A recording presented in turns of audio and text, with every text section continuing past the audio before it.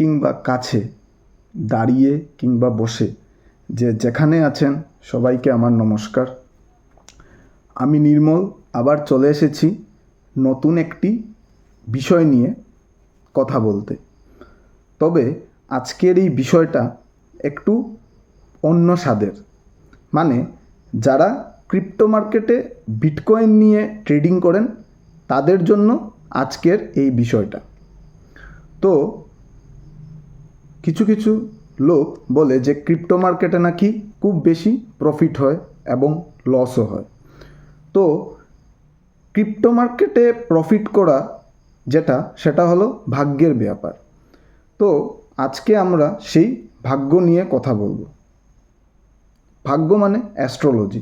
তো আজকে আমরা এই অ্যাস্ট্রোলজি নিয়ে কথা বলবো।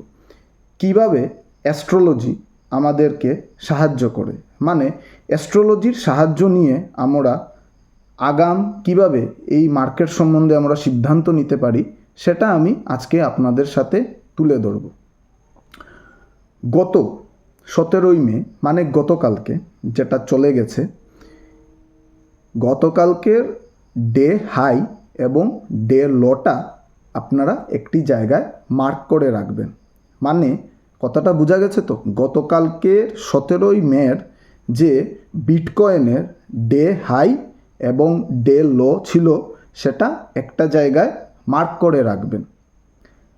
আগামীতে যখন এই যে হাই এবং লোটা আপনারা মার্ক করে রেখেছেন সেটার যখন ব্রেক আউট এবং ব্রেক ডাউন হবে, তখন আপনারা ফ্রেশ করে নতুনভাবে আবার এন্ট্রি নেবেন।